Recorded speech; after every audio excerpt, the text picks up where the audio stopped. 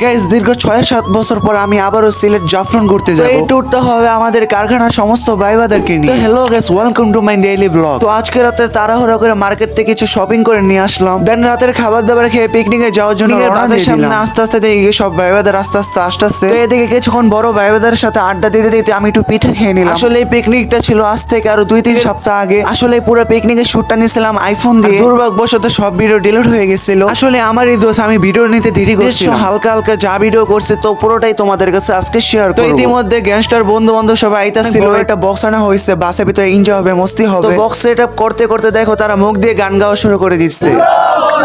কি দোষ দিলি তাতে বন্ধু দলে ঘুরে বেড়াই সকাল দুপুর রাতে।